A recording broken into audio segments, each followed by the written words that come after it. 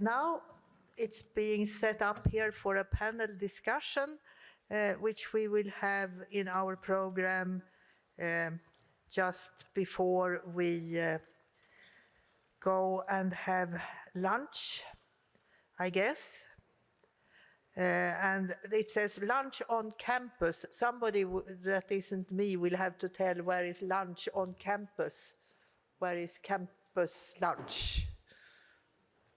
Does anyone know?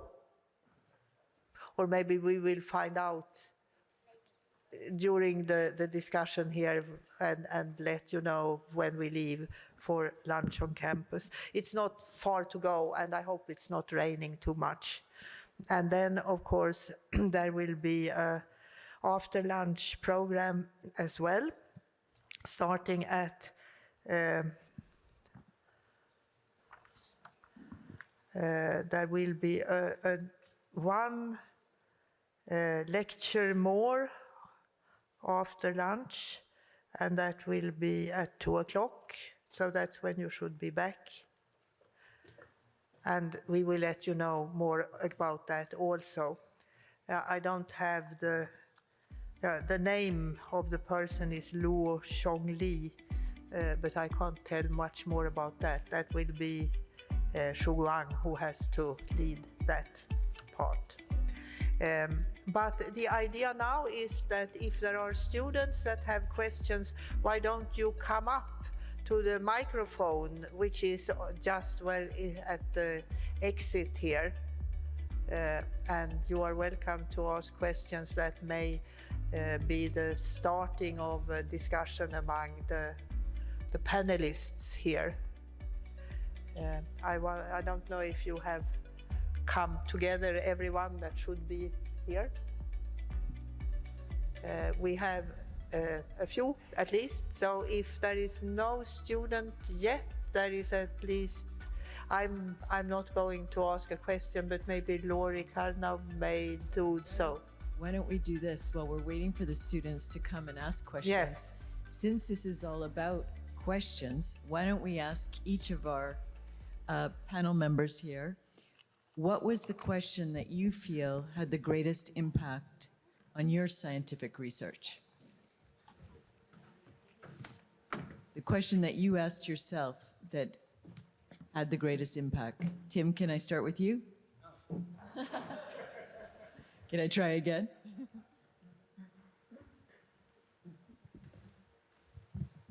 All right, we have quite a few people here now, so why don't we start with Pernilla? What was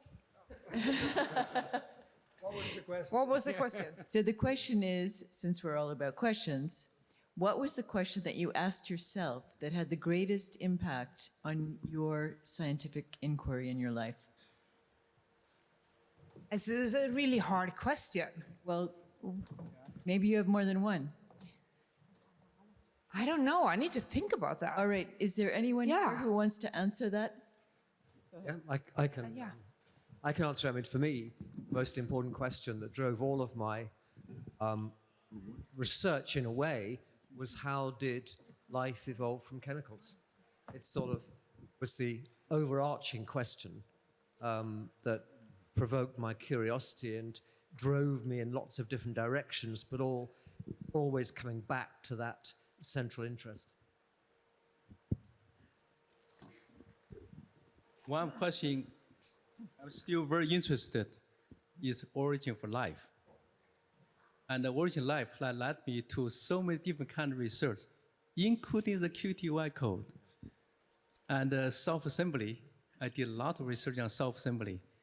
Nature usually is entropy increasing, but life exactly the opposite, and has self-organized and have a good question in science, can last it for many years, keep you thinking, keep you be curious. Curiosity, long-lasting for all of us sitting on the stage here. We're adult now, we're still curious. 5 years old, very curious, but become 20 years old, become less curious. That is something we need to change. Agree. So my initial question isn't that scientific, it was just what should I do and why, but then as you start to expand it to be a little bit more specific, then it's how should you appropriately intervene in complex self-adaptive systems was kind of where I ended up. Gosh. Your second try. Yeah, no, the questions come in the moment. So recently the question that I was puzzled me for actually rather a long time was none of us are going to live past the age of 200. Most of us probably won't reach the age of 100. But we're all 3.8 billion years old. We can trace our ancestry back to the Ur organism. So how come our eggs and our sperm last all this time? They've been exposed to the same environmental insults as we are. And I finally figured out the answer, which is that repair is very expensive and difficult, but building new things is quite easy. And that's the answer. It's selection. Babies you can build from scratch, and dead babies people don't care about very much. I mean, most of them die much before they become a baby. I mean, we do care about dead babies, obviously, but I mean, so that's the answer. Can I say something now? Of course you can. I thought about it. I don't know what my first questions were, but my point is that I think I always had a lot of questions, and I always ask questions because I'm curious and want to find out things when I know a little bit. And I have a lot of bad questions too. And the point is probably that I try to answer questions all the time. And sometimes you fail or you get answers that don't lead anywhere, but you try to kind of get one step further. But I know Shiguang would say for sure that there are no bad questions. No, I think you should pursue all questions, I mean, to some degree, and then at some point you realize that they lead to a new question and maybe a better question, but, just start. Professor Sharpless? I'm not quite sure what to say. I don't have ability to plan ahead, so I have to tweak the system almost daily down at its roots, and I need to have stimulation from the system, and I don't mind if I don't get any for a few weeks or a month or so, but I'm very impatient. So I'd like to know that maybe if I get some answers of the kind I'm trying to get, that it'll make a difference on something. And there's a lot of things you can make a big plan and you do it, and then if it works, what can you do? What does it mean for the people who are paying for this thing? And that's one of the problems, is that we're all being sort of coddled and taken care of, and some people are really are beyond the pale there on that and not really producing their worth. But I think we need, my thing is, I was always really, evolution really inspired me, and I found that chemistry never got in the way of my curiosity about evolution and how life originated. Because the first creation, maybe I shouldn't go on too long, first creation solar system was the periodic table to get condensed matter, right? We need condensed matter. That's pretty routine stuff now on Earth. But then after that, we got stuck with the physicists could tell us why we got the synthesis of the elements, and that was fusion. But down here on Earth, we got 100-degree control on temperature. It was a beautiful talk with the Earth having liquid water, and that's so precious, because 100 degrees, that's a miserable little thing. But life came up with this genius solution where everything has got constraints up the wazoo, and you've got to increase the rates here and it's a miracle. I don't think we'll ever understand our life. In my heart of hearts, I feel that. That's a statement I don't mind sticking my neck out on. So we have to find out how we can coddle her and make our. But the big thing we're in charge of here is keeping the water liquid range. We're going to lose that battle. But Earth herself needs to be grateful, because Venus, I don't think, got photosynthesis too. She didn't get it in time. She had oceans just like us, no land on Earth or Venus, all water. But we got photosystem too. And she may not have got it in time because she's closer to the sun. They got our whole damn operation vaporized. Just too hot. Yeah, right. So I feel noble that life is helping. It's got the whole Earth orchestrated for going forward, and it's great for life. But where's it going? We're going to leave her here in the hot, boiling oceans eventually, as I understand the origin of the physics here. And so that's okay, but it's kind of a game we're just, I mean, that's a proud battle against the sun, but it's not a major, it seems like it's a very weak sun often, but nowadays it seems quite powerful sun. So I think that's the nature of life's sort of Pyrrhic victory here. She helped the Earth live longer than Venus, but where is it going anyway? And that's all. Okay. Thank you. Well, I could finish this round here with a rather simple observation from the very early time of my scientific work. And typically, I think it also illustrates something that if you are, like myself, a biophysical chemist, and I do different kinds of spectroscopy looking at molecules this way or the other way, and then you have something unusual in your molecule, I think it's worthwhile to go and try to find out what it is like and what it is for, because that might tell you something about new mechanisms in biological processes. In my case, it was a free radical observation in an enzyme that I happened to notice, or I had heard about also, that we saw. And then our big question then, of course, was why do we have that and what is it for? And that was part of my early scientific work, to try to find out the role of this free radical, which is an unpaired electron in the middle of something molecular. Why is it there, and why is it stable, and why do we have it there? And it turned out it was very important for the enzyme activity of this enzyme, which was ribonucleotide reductase. And that, I think you can do similar questions. If you notice something odd about a molecule that you are studying for some reason, and it's odd not in the way that you maybe thought when you started, but if you try to find out why it is odd and what it is possibly doing in that molecule, that might give you some interesting answers. Thank you. Excellent advice. And now we have a long line of students. I know our first person there was the person who flew 3 hours to get here, right? No. No? Well, tell us who you are and what your question is, please. So I'm Gordon, and I'm a middle school student, and my question to each of you is that if there's a book or an author that really stimulated your interest in the sciences, like when you're young or later in life, what or who would it be and why? That's a great question. Shiguang, you want to start? Well, observe nature is most important. In Western society, they have a pet as a dog and cats. I grew up in China, no pets and cats. And I had silkworm as my pet.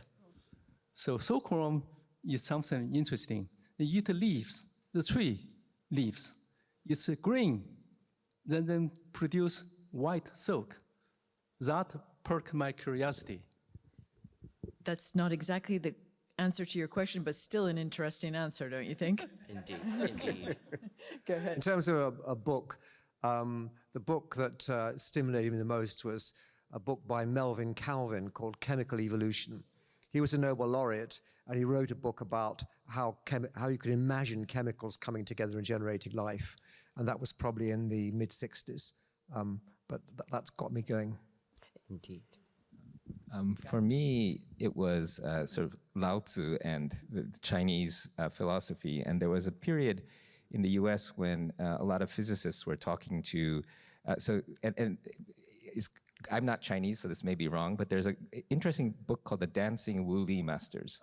You know this one? And it was a conversation between physicists and a Tai Chi teacher, and they're talking about the relationship between, I think, quantum mechanics and the idea that physics, I guess, in Chinese is written as dancing energy or something. But to me, that helped me start to bring together the idea of philosophy and science, which had always been together, but in a kind of more modern way. Thank you. I think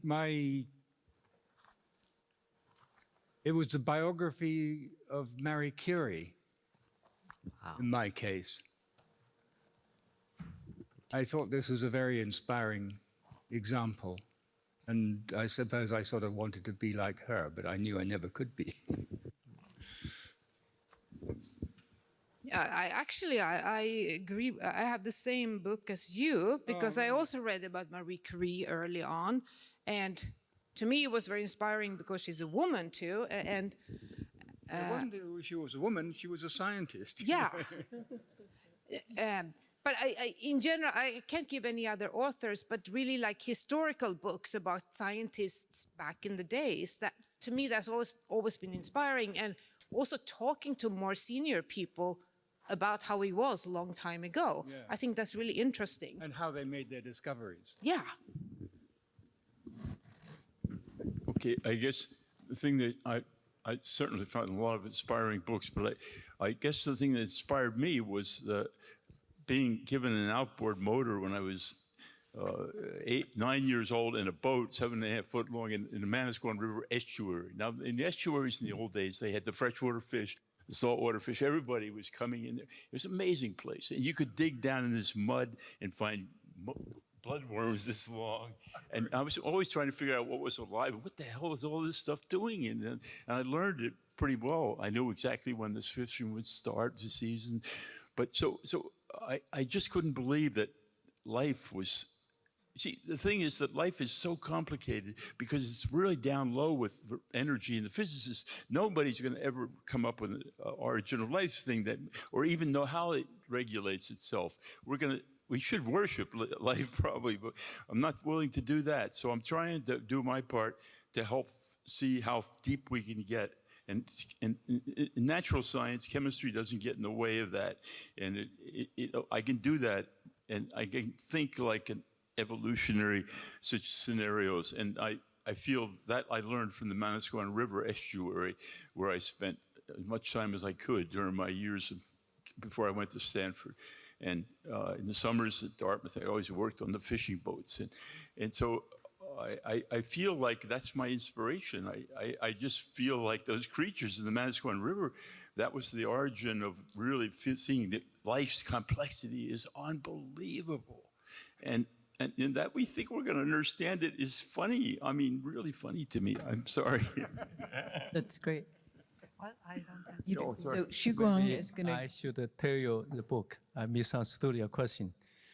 There was a book called 1, 2, 3 Infinity. It was written by George Gamow. Oh, yeah. That book inspired me. The book republished 1, 2, 3 Infinity by George Gamow. Oh, yeah, that would be. Right. Yeah. I was not the only one. The other person was inspired. It's Roger Penrose, the same book. How about Out of Control by Kevin Kelly? Has anybody heard of that one? No, no. That's a But wonderful book. He that's a, understands thermodynamics. But he understands that life is out of control. I mean, and God games. God games. In this book, there's a chapter on it's great being a god, but your first thing you learn when you're a god is you have to relinquish control. Okay. So but I want to mention, the students should look up Philip Ball. Philip Ball was former editor of Nature for 20 years. He now has written 35 scientific books for general public. If you look at the page in the booklet, and only 24 books were selected on the page. Oh, He right. actually I looked up written his book 35. last night. I looked up his book last Look at Phil Ball's book. he did. I bought a yellow book that was written from it. Okay. I forgot the title. Well, thank you so much. And we have a long line now, so we're going to go to the next question. Thank you. Much appreciated. Thank you for your all wonderful talks in the past 3 days. And today I have a question for Professor Zhang, because as you mentioned, mostly half your speech is about how you modify GPCRs with QTY, and I'm working on GPCR for one of my final projects, but it's mainly wet lab. So things like the protein visualization is, because it's somehow dry labs, needs many computational things. It's somehow difficult for me, but actually I have did something related. So my question is, in this world, we are more to embrace the future of more interdisciplinary research. So what kind of skill sets we need? Because there are too many tools and I don't know which kind of tools should I learn. Definitely I can't learn all of them. So could you provide some advice? Well, I would advise you to be curious, to self-learning and self-taught. I did not know anything about GPCR because I didn't go to regular studies, just learned 20 years ago. And learning on your own is most important. As long as you're curious, you'll be your own teacher. That's most important. We're doing research in science. Most when we started, we knew nothing about the area. And we're learning by doing it. And learning whatever is necessary, what is needed, you have to branch to learn. I also think it sounds like, based on Xu Guang's presentation, that he welcomes letters out of the blue. Yes, So many perhaps you wish to write to him at some point. Yeah. Thank you very much. Thank you. Could we have the next question, please?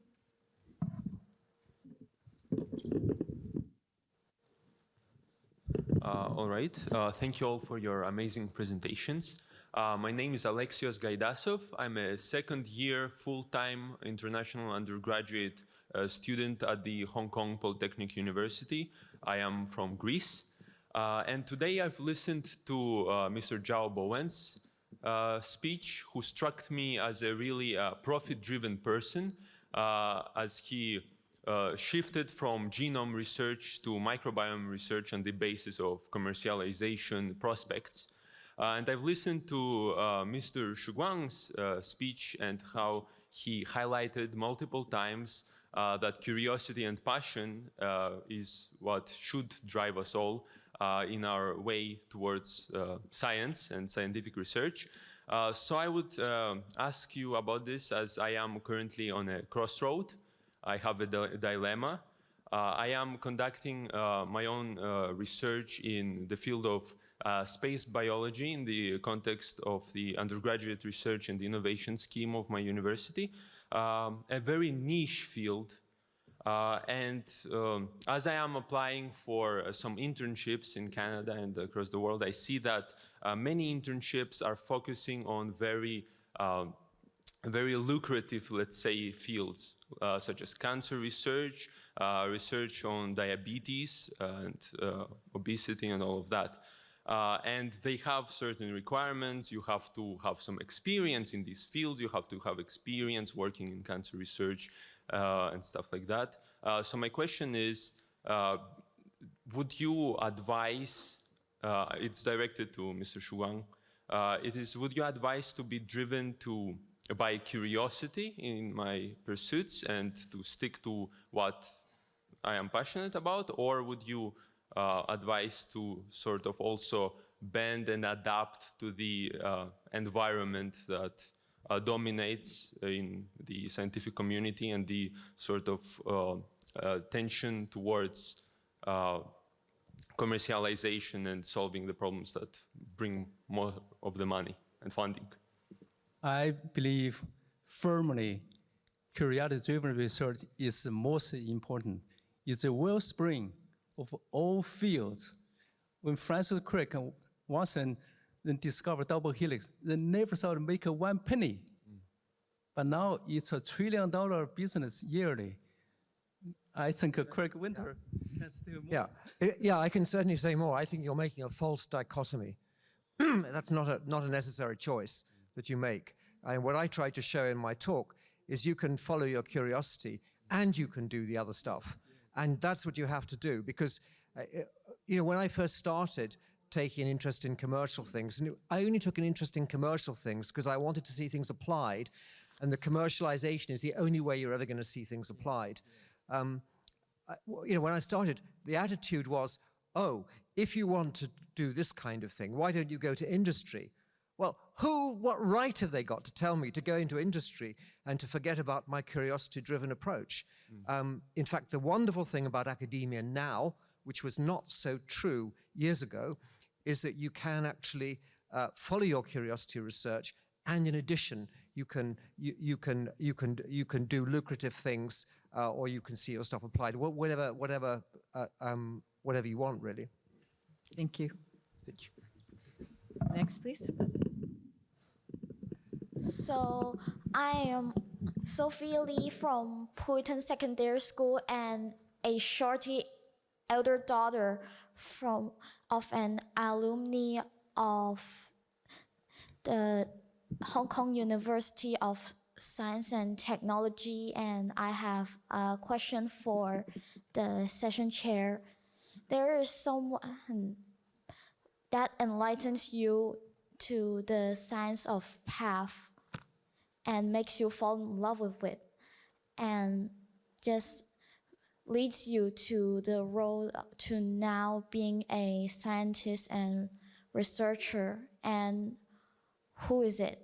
Why? Was it to me? Yes. Okay. So do I? Yeah. Well, yes. You hear me? Yes. So I think that the reason why you start to look at certain topics is that they sort of exist around you. You meet people in the lunchroom, in the coffee line, and so on, and you start to discuss about questions, because there are lots of questions around. And if there is somebody with whom you can speak, then it means that you can develop, you could say, better ways to look at these questions if there isn't just yourself but somebody else as well. And if you have different backgrounds, so in my case, I'm a physicist and look at things from that point of view. I have very often discussed with biochemists and cell biologists about those questions that come up for them. And then sometimes you notice that, yes, I could actually maybe contribute to the understanding of your question if I look at it with my methods. So that's how it has happened. And if you ask me, I can't even think about it. It's happening all the time. But I do think, on the other hand, that you have to be in an environment where there are people from different backgrounds, and you have to talk, and you have to talk informally. It's not just the sort of formalized seminars or whatever. It has to be all the time, is my answer to that. And I think maybe my colleagues here can tell you similar stories, how they got into questions just by chance. They just happened to know somebody who brought up something when they were meeting in the lunchroom or in the bus or wherever, and then you start to think about those questions. So a lot in science is about, you could say, good luck, and maybe you find 10 questions that don't give rise to anything, and then it's number 11, which is something quite important, and you don't know until you have tried it out. Pernilla, it sounds like you were... Can I add to that? So I want to kind of continue on what you said, Astrid, because I moved around to many different places in the world during my career so far.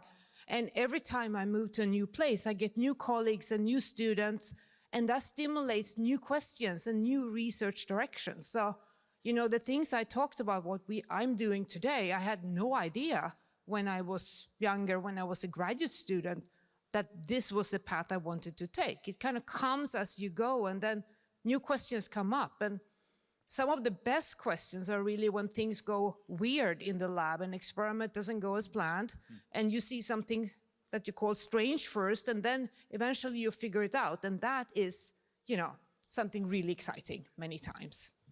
Thank you. Why don't we take the next question here, please? Thank you. Just a quick comment for the previous conversation. Dr. Winter's commercialized work saves lives, so yeah, it's, I think, really important. Anyways, I have a question. I actually want to high school students ask questions, but I think this is really important. All of you are experts in your field, and as you are the one who knows the best flaws in flaws or things you lack in your research or in a particular method. What was the motivation to keep going or to get even those Nobel Prizes? Like, how did you tell yourself or silence the inner voice to say, like, keep going and research and investigate more?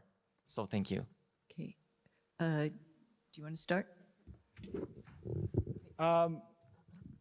I think I best sum this up by, I knew a guy called Stan Cohen because we taught together on the first course in Woods Hole, and he had discovered epidermal growth factor.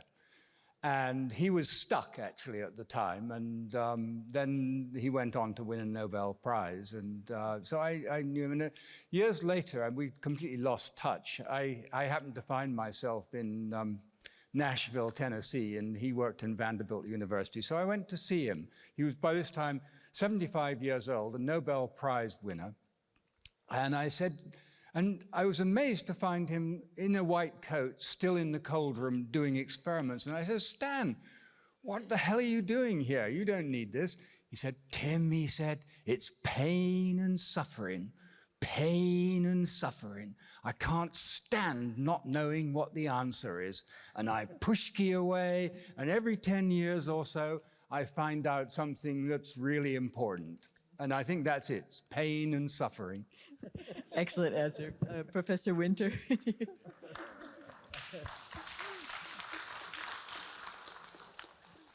I kind of, in a way, it's slightly analogous, except I'm not really a masochist. I think actually, I find once you're, do you never find you talk about needing the motivation to go on. Don't you find that sometimes curiosity is sufficient motivation? If you get really thinking about something or doing some piece of work, you want to finish it. I mean, even if you weren't a scientist, you were a builder, you start building something, and you don't want to leave it in a half-complete state. So it's just that perhaps professional interest or curiosity about what the final shape is going to look like. So in my case, it was curiosity. Yes, it was hard, and it was a struggle, but in the end, it's the answer that you're absolutely desperate for, and then of course that raises another. When you get one answer, it's just like a foothold. The more foothills beyond, and it's kind of addictive, don't you think? Totally addictive. It's full of addiction. I always found with graduate students, I mean, the trick was they had to taste blood early. And by that I mean that they had to have sort of had a problem and then solved it. And it is just fantastic, that feeling when you know what's going on. But yes, Professor Ito, you had your own paradigm shift in a way. So.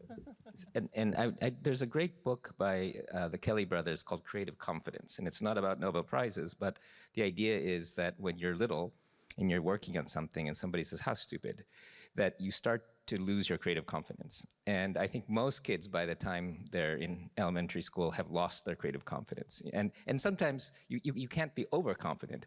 But if you don't have creative confidence, if you're sitting in the bathtub on the weekend and you come up with an idea, you have to be able to say, wait, this may be a really important idea or a really important question, and then obsess about it and work on it. And in Bob's talk, even if they tell you you're wrong, you keep doing it. And that is a very important intrinsic motivation and creative confidence. And I think part of it has to do with your personality, but part of it is your environment and your parents and your school. And I think that modern school tries as hard as possible to put you in your place, to become an obedient servant of the system. and just be predictable. And some people can natively, like naturally fight it, but you really need to fight the push by systems to become extrinsic motivation by getting pat on the head and getting awards and measurement by tests. And you have to really get creative confidence and get intrinsic motivation. And everyone's slightly different. Some people like pain, some people like blood, but you have to kind of find that, or else you'll never get a PhD or a Nobel Prize. Thank you. Could we have the next question, please? Just say a word. Alexander Rich put it best. Persistent is luck. And lots of people ask, how can I get lucky? No, persistence is luck. All of us have to persist for many failures. Took me 7 years to publish one paper on the QTY code. 7. Yeah? If I would quit to year 5, then no QTY code. But I think we can assume that you had the passion to keep going. It wasn't a burden. It was what you wanted to do. So, next question. Okay, I'm gonna raise a quite challenging but open-end question for each and every one of you, because I know everyone in this auditorium is trying to push the limits of the scientific research, and we have made quite a lot of progress in the past 2 decades or 50 years. So I'm gonna ask everyone to think out loud, and may we have all the scientists on the stage to imagine what the future will be look like in your mind 50 years from now. You can either use your imagination or based on the progression of your own research fields. Thank you. Luckily, we have a lot of imagination up here, so this should be an easy one. Go ahead. Not the easy one. No. Okay. You go ahead. That, in my view, is a very silly question. Okay, apologies for that. That's all right. I mean, lots of people ask it all the time, but you understand that we don't know what's going to happen. None of us know what's going to happen. I don't even know what's going to happen in the next 10 minutes. Okay. Professor Sharp. I was going to say, I think it's also fair to say that we're probably the last people you should be asking, because we carry the burden of history and knowledge, and therefore inevitably, if you look well ahead 50 years, I think probably you're in a better position to answer that question than I am, because you're coming at the thing with a fresh mind and much less encumbered by all the evolutionary strands that we might think about. So I think it's a question for you, not for us. Professor Sharpless? And it's okay to dream. Yeah. Professor Sharpless, do you have something you can add to that? 16 things come to mind. I guess the one thing I wanted to Wow. say was that the students, the benefit for young people, which is what this is all about, because if we only reach 1 or 2 of you to have faith in the dark hours where you are wondering whether you've got it or not, and it's, when you're young, you're really curious and trying to figure things out. You may not get any great discoveries when you're young, and although child prodigies do well, we heard one this morning who did pretty well, but the thing is that to survive, how to get through graduate school and get a PhD. I swear I didn't get any earth-shattering ideas at all until all I managed to do was come up with a synthesis that was scooped by Albert Eschenmoser, and that was good. I could say that was proof that I might have some talent. But I had nothing to show really in my own mind as a creative discovery. But the thing is, you don't expect, if you're genuinely curious about something, and you don't need to be rewarded that often. And I just encourage you, if you're going through you're learning a discipline. And I would say chemistry, the good thing about chemistry is it's a cookbook for making function. People don't, if you think about it properly, and you don't want to try to make Mount Everest because it's going to take you your whole life. You want to make a lot of little things that could have function. And that's where chemistry makes the connection. So I think the creativity, I shouldn't say, I could go on about that, but what is creativity? Well, an elegant theory that really makes everybody comfortable and people believe in, and it's not a violation of the laws of thermodynamics. Well, that's an awesome thing to add as a theory, so that'll help everybody. But so you don't have to make stuff to make really big science influence. So I just carry on, and you don't have to. You'll get another job. You'll be better than most people in other jobs, and if they get you, but you stay in your field and you wait. Give it a chance. So in other words, don't worry if you don't know you're a genius right now. It may come later. Keep going. Thank you. What? Keep going. Oh, well, yeah. All right. Yeah. Oh, no, I didn't mean you to keep going. I mean,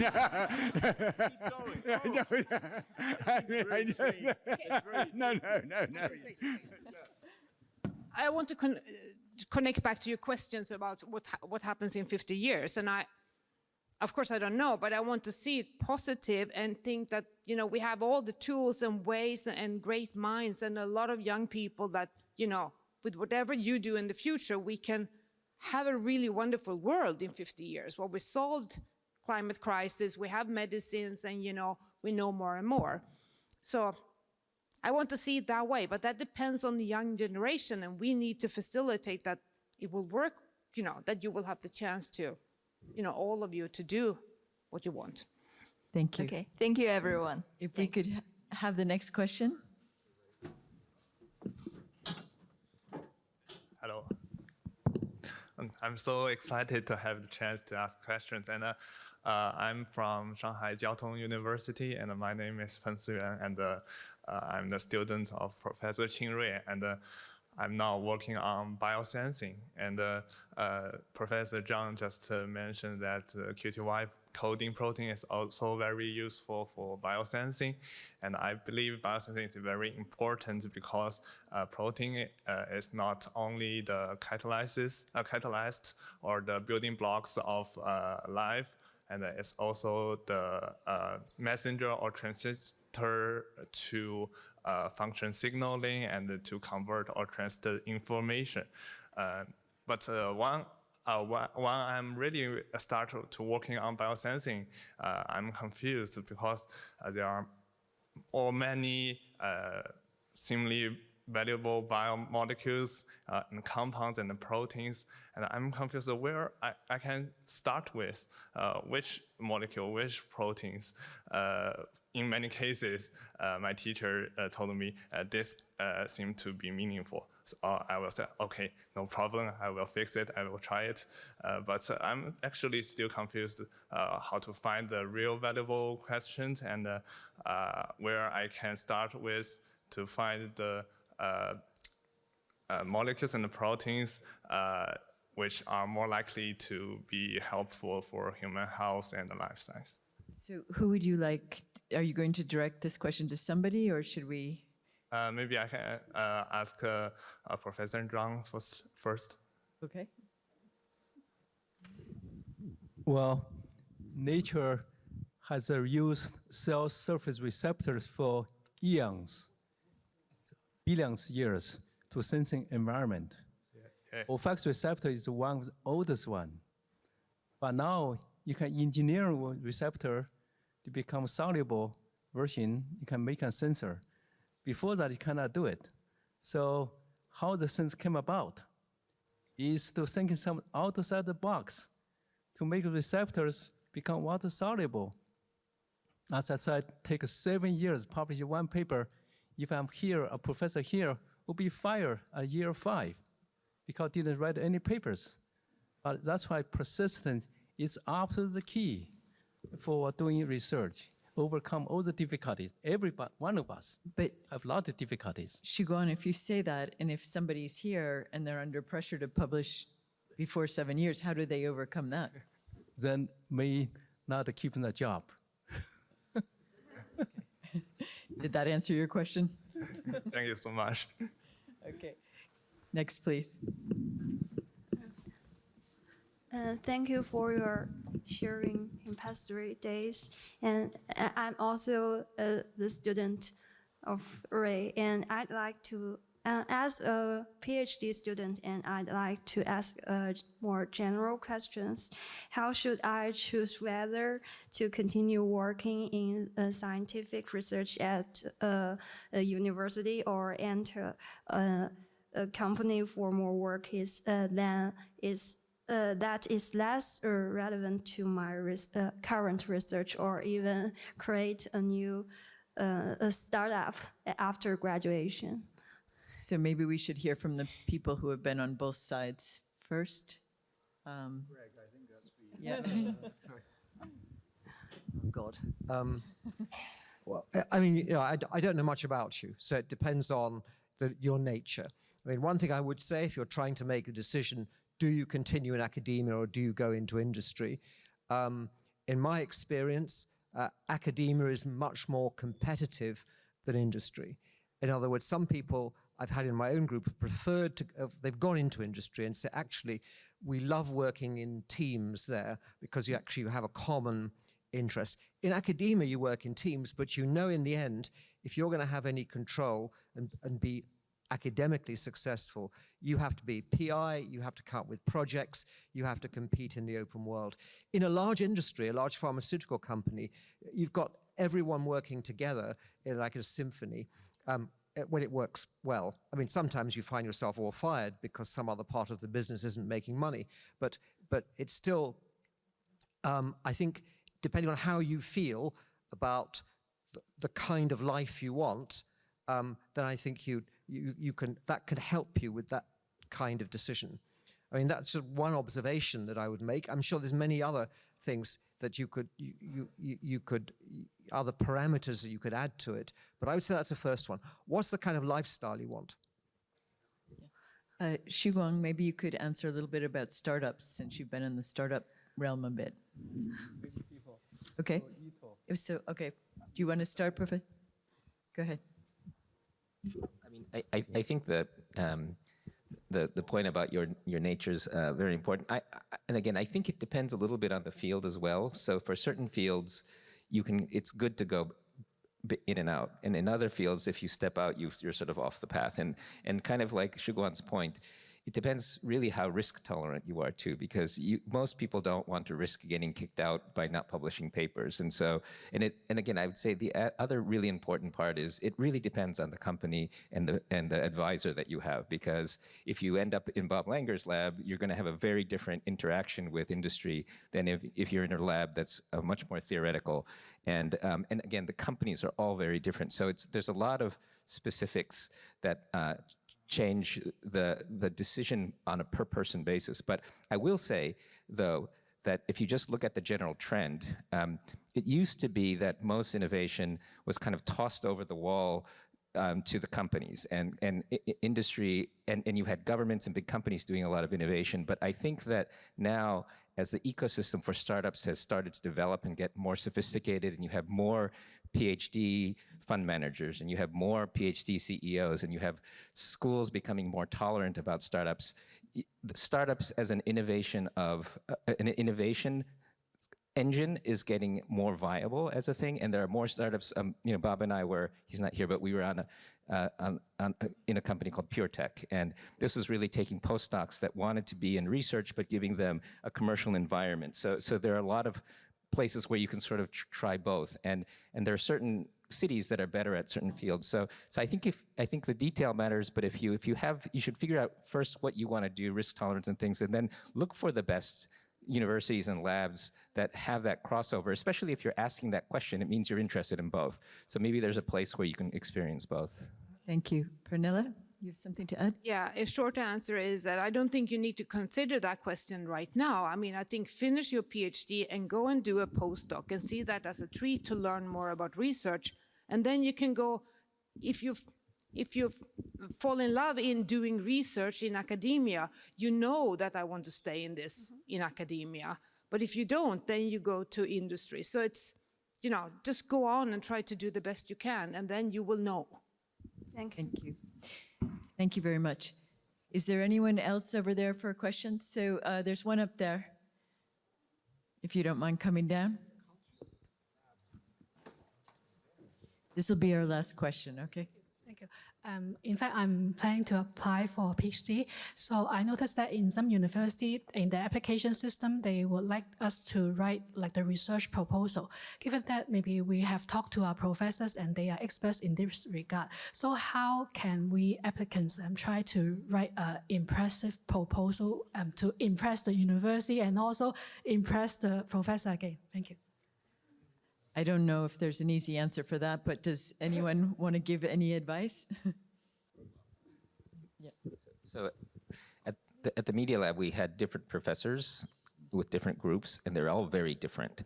And they look very different on the internet than they do in person. And I would really, really try to have a conversation with the students or the professor, first for yourself, to see if, connected to the last question, whether the personality of the group fits what you want.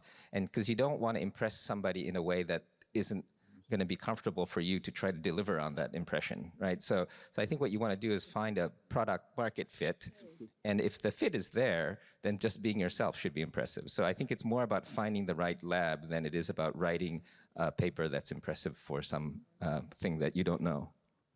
Okay, one more comment. I was just going to say that if you write a proposal, whatever the proposal is, and I can't tell you what you should write a proposal on, that's your business, right? Just make it clear. Spend a lot of time formulating, a couple of lines about what your goal is and whether that goal is realistic, right? Because you don't want to have some general waffle in there. I want to kind of look at something and you just make it crystal clear what it is, what you're going to measure, and then at least you'll look professional, even if you look boring. Thank you very much. Okay. Thank All you. right. Have a nice day. Thank you so much. So now it's time to thank our panel and our chairperson. We appreciate your time and all your wonderful questions. And now you have a chance to get a bite to eat. And then please join us for this afternoon. Yes, thank you so much. And please take a group picture.